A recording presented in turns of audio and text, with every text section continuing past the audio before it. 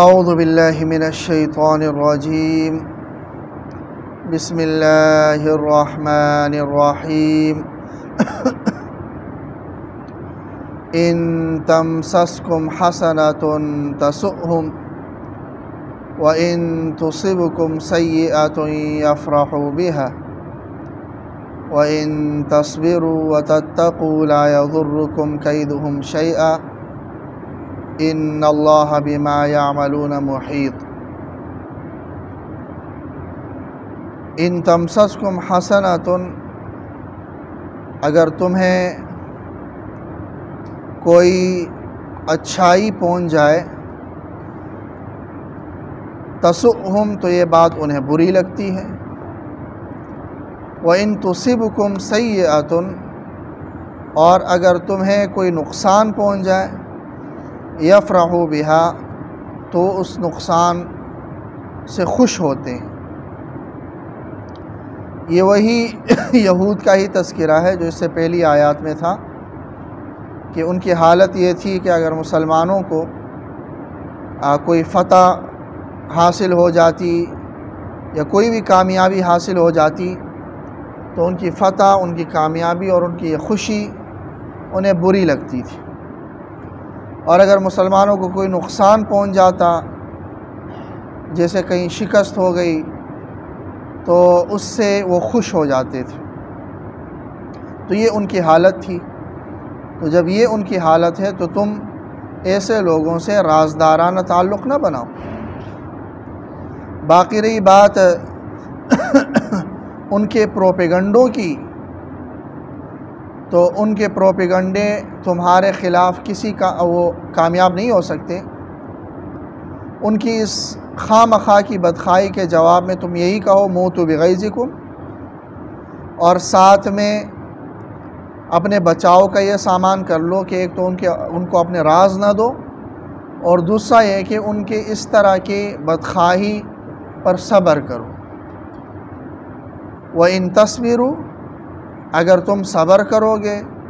وَتَتَّقُوا، اور تقوی اختیار کرو گے، لَا يَضُرُّكُمْ كَيْدُهُمْ شَيْئًا، تو ان کے تدبیریں، ان کی بری تدبیریں تمہارا کوئی نقصان نہیں کر سکیں گی۔ صبر کرو گے اور تقوی اختیار کرو گے۔ صبر ثابت قدمی اور استقامت کے معنی میں بھی قرآن میں استعمال ہوا ہے، اور صبر جیسے مصیبتوں پر صبر کر لینا، اس معنی میں بھی استعمال ہوا ہے۔ اور ثابت قدمی میں یہ بھی ہے کہ انسان دشمن کے مقابلے میں ثابت قدم رہے، بھاگے نہیں، مقابلے سے بھاگے نہیں۔ اور ثابت قدمی میں یہ بھی ہے کہ جو نیک اعمال کر رہا ہے اس پر استقامت کے ساتھ رہے اور ثابت قدمی کے ساتھ رہے۔ تو صبر یا صبر علی الطاعات، یعنی نیکیوں پر صبر کرنا، ثابت قدم رہنا، اور صبر عن المعصیہ، گناہوں سے بچنے پر ثابت قدم رہنا، کنسسٹنٹ رہنا، نیکیوں پر کرنے پر اور گناہوں سے بچنے پر۔ تو اس کی اللہ تبارک و تعالیٰ نے بڑی فضیلت بیان کی، ان اللہ مع الصابرین، کہ ایسے لوگوں کے ساتھ اللہ تبارک و تعالیٰ ہوتے ہیں اور اس اللہ کا ساتھ انہیں حاصل ہوتا ہے۔ تو اس سے بڑی اور کیا بات ہوگی کہ انسان کے ساتھ اللہ ہو، تو صبر کرنے والے۔ پھر صبر جو استقامت کے معنی میں ہے، اس کی بھی بہت فضیلت اللہ نے ذکر کی ہے، ان الذین قالوا ربنا اللہ ثم استقاموا تتنزل قل آمنت باللہ ثم استقم، جیسے حدیث میں بھی ہے کہ استقامت اختیار کرو۔ تو یہ بہت اچھا وصف ہے صبر کرنا۔ تو اللہ نے یہاں پر بھی کہ کفار یا آپ کے معاندین اور آپ کے مخالفین جو خواہ مخواہ آپ کی بدخواہی کر رہے ہوں، آپ کے خلاف پروپیگنڈے کر رہے ہوں، تو بجائے اس کے کہ آپ ان کے پیچھے پڑیں، ایک تو آپ نے یہ کرنا ہے کہ ان کی پرواہی نہیں کرنی، دوسری یہ احتیاط کرنی ہے کہ انہیں اپنے راز نہیں دینا، تیسرا یہ کرنا ہے کہ ان کی ان پروپیگنڈوں کی وجہ سے ظاہر ہے فطری طور پر انسان کو تکلیف ہوتی ہے، تو اس پر صبر کرنا ہے اور ان کو کوئی ریئیکشن نہیں دکھانا، یہ صبر،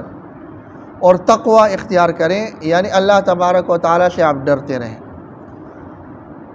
تو کفار کے مقابلے میں بھی اللہ نے یہی نسخہ بیان کر دیا ہے کہ تم استقامت کے ساتھ رہے، صبر کیا اور تقوی اختیار کیا، لا یضرکم کیدہم شیئا، تو ان کی تدبیریں تمہیں کوئی نقصان نہیں پہنچا سکیں گی۔ تو صبر اور تقوی یہ دو اوصاف ایک مومن کے لیے ایک ضروری ہتھیار ہونے چاہیے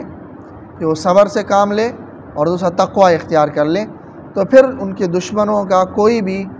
پروپیگنڈا اور کوئی بھی تدبیر، بری تدبیر اس کے خلاف کارگر ثابت نہیں ہوگی۔ ان اللہ بما یعملون محیط، صبر اور تقوی کر لو، کوئی تکلیف نہیں ہوگی، باقی معاملہ اللہ پر چھوڑ دو۔ ان اللہ بما یعملون محیط، بے شک اللہ تبارک و تعالی ان کے اعمال سے خوب خبردار ہیں، ان کے اعمال کا احاطہ کیے ہوئے ہیں، احاطہ کرنے والے ہیں، یعنی ان کے سارے اعمال اور سارے کام، چاہے وہ ظاہری ہو چاہے وہ قلبی اور باطنی ہو، وہ سارے اللہ تبارک و تعالی کے علم میں ہیں، اللہ تبارک و تعالی ان سے باز پرس کریں گے۔